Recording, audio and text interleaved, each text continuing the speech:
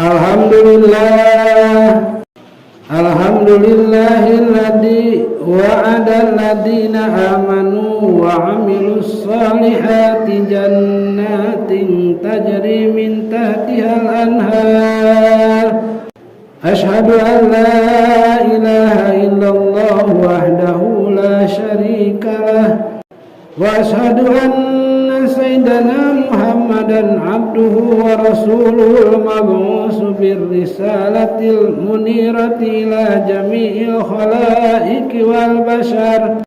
Allahumma salli wa sallim ala sayyidina Muhammadin nuril anwar wa ashabil ahyar wa man tabi'ahum bi ihsan ila yaumil qarar. Amma ba'd, fa ya ayyuhal hadiruna rahimakumullah, usikum wa iyaya bitaqwallahi wa ta'atihi la'allakum tuflihun. A'udzu billahi minasy syaithanir rajim. Bismillahirrahmanirrahim. Tabarakalladzi biyadihil mulku wa huwa ala kulli syai'in qadir. Alladzi khalaqal mauta wal hayata liyabluwakum ayyukum ahsanu amala wa huwal azizul ghafur. Hadirin sidang Jum'ah rahimakumullah, parantos ngajadikeun kaputusan Allah Subhanahu wa taala bahwa fitrahna sebagai manusia terlepas tina dua perkara, nyaeta manusia hirup jeung manusia bakal maut, hidup dan mati. Maka hidup dan mati teh aya dua, hiji hirup samemeh maut, kadua hirup sabada maut. Oke, maut samemeh hirup sarta maut sabada hirup. Maka ia dua perkara teh teu bisa dipakahayang jeung teu bisa dipika mung.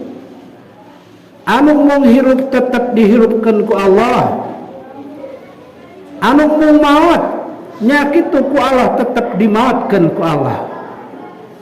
Buktina wargi-wargi urang sadayana anu parantos dipayun, maka ia aya nu hoyong aya nu alim kana datangna maut atanapi sakaratul maut. Tetapi masalah eta lain kahayang manusia, tapi ketetapan Allah Subhanahu wa taala sebagai khalik menciptakan manusia, bahwa manusia bakal dipentaskeun kana dua perkara nyaeta kahirupan jeung kematian. Salajengna kahirupan aya kasusah jeung aya kabungah, oge kematian. Dina kematian oge aya mati anu bungah sarta maut atanapi mati anu susah. Rasulullah sallallahu alaihi wasallam maka anjeunna masihan cara-cara kumaha sangkan urang dina nalika hirup pinangih jeung kabungah, kabagjaan jeung kasantosaan sarta kasenangan, jeung kumaha dina nalika maut sangkan urang pinangih jeung maut anu sae, maut anu menyenangkan, maut anu lezat, maut anu nikmat, maut anu dipikahayang lain mungkul sakali tapi hayang 1000 kali diulang-ulang. Maka Allah Subhanahu wa taala parantos masihan ieu ujian teh pikeun sadayana ruh, sadayana manusia, sehingga singsa jalma anu hayang ngarasakeun hirup kasenangan di dunia samemeh maut, tinangtu ieu jalma kudu ngajalankeun syariat-syariat atawa sabab-sabab sangkan hirupna pinangih jeung kamuliaan sarta kasenangan. Nya kitu singsa jalma anu hayang ngarasakeun dina maut, kalawan maut aya dina kasenangan, aya dina kasinugrahan, ieu oge aya sabab-sabab anu kudu ditempuh ku nu ngaran manusia. Dina agama Islam lengkap di dinya dicarioskeun prak-prakanana jeung jalan-jalanna jeung ieu berita lain datang ti sasaha tapi datang ti nu makawasa anu ngahirupkeun jeung ngamaotkeun manusia.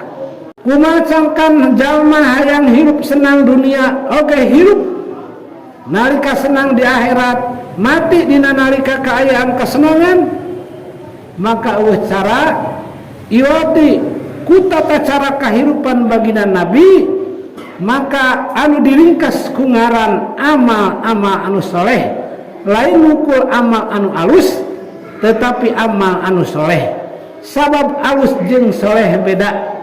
Alus mah munguh manusia maka soleh mah munguh Allah ngan eta amal teh aya amal anu alus jeung soleh aya oge amal anu alus tapi teu dipandang soleh ku Allah subhanahu wa ta'ala.